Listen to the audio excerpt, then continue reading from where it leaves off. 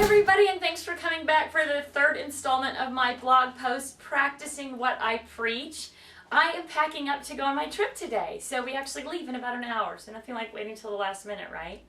So if you've been following along, you know that over the last couple of blog posts, I sort of laid out the products that I had. I mapped out what I thought I was going to be able to get done or what I wanted to get done while I was on vacation. I made myself a shopping list to take with me to the show that I went to last weekend.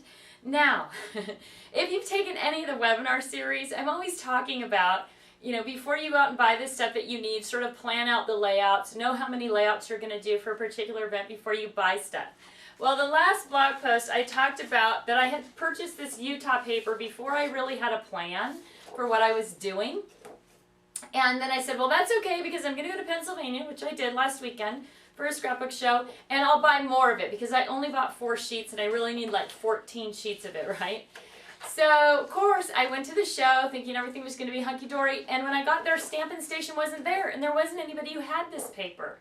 So I bought 4 sheets of this paper, needing 14, but I didn't know because I didn't have a plan when I went into it. Now I can't get any more, so I had to kind of alter my plan.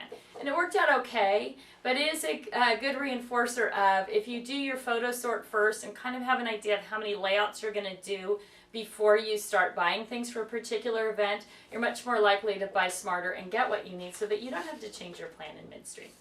So anyway, I did find a few things at the show, not as many things as I wanted to. I've got everything sort of laid out like I left it last week at our last blog post. One of the things I want to recommend is that you actually take everything out of the packages before you pack it up. There's no need to haul all that packaging along with you wherever you go. So it'll take up less space, a little bit less weight. It'll be a little bit easier to work with when you're actually, wherever you are, scrapbooking. So let's start sorting some things here. These are just some generic pockets that match the paper that I bought, which is a really cool collection of paper from Paper Loft. It's called the Scattered Pine Mountain, and it's all those sort of earthy tones that are prevalent in the Utah or southern Utah area. So I'm going to work with that as background paper instead of the Utah paper. I'll work the Utah paper in the corners and stuff. I'm sure I'll be able to use it. But so some of the generic things, and then there are just a few other things like big mud splats, which I'm hoping are going to work well when we go. We're going to go on a little rent-a-razor tour. So I'm just going to sort through these things really quickly and put them where they would go: river rafting and razor tour.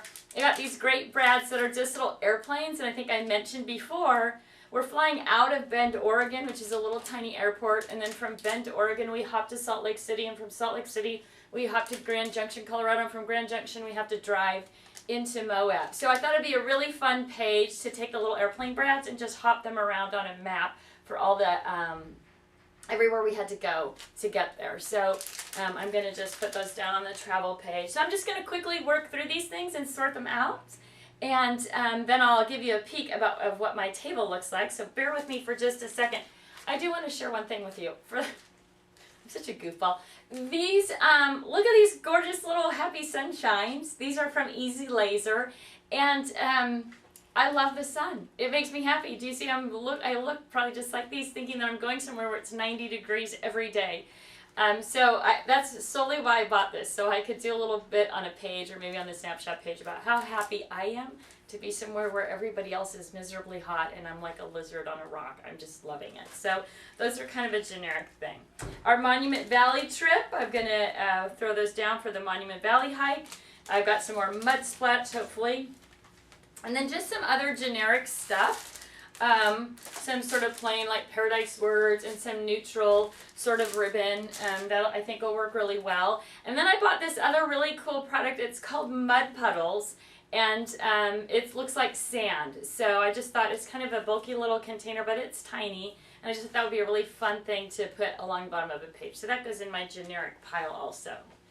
All right, now, so I think I'm ready to start packing these things up, and I'm going to do that using our new page planner pages. And so I'm going to give each double page layout one page planner page, and that'll get me down to about 7 of those page planner pages that I can put into my scrap rack. So come on in and take a look at how I'm packing up.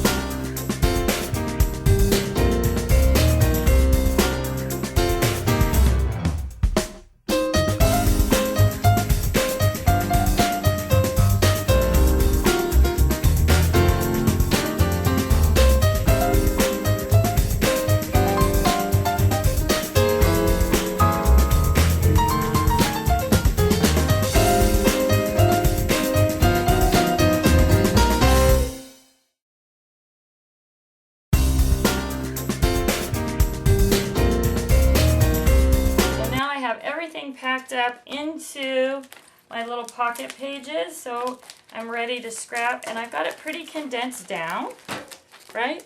It's all ready to go. Then I've also just gone through my rainbow section and taken some other things that I think would be a good match for what I'm working on. So just basic color scheme things, brads, eyelets, buttons, pens, some inks and chalks, just the basic stuff. Now, I'm not taking everything. I'm taking things that are easy to work with.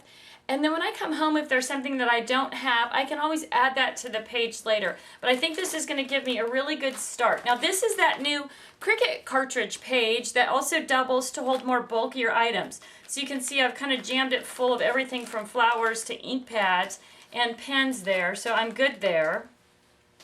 I've got my spinders here, so I'm going to load that up on a spinder.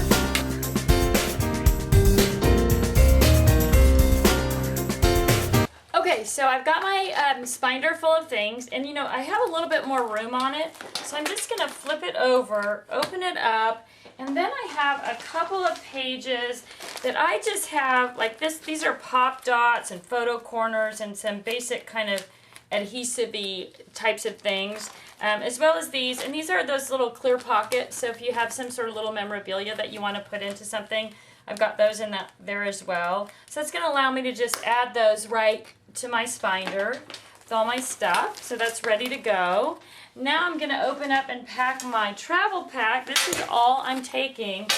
And you can see I've already loaded inside of it my 12 by 12 cutting mat. So that's just stuffed into that back pocket there. Okay, so I took the pen loop holder out because I have my pens in this section right here. So I didn't need the pen loop holder.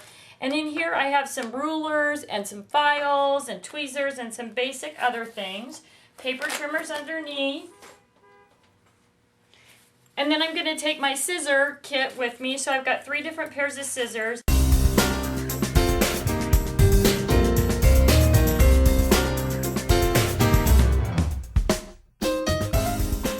So let's close her up and see what we get. Looks like it's going to be fine. A little puffy.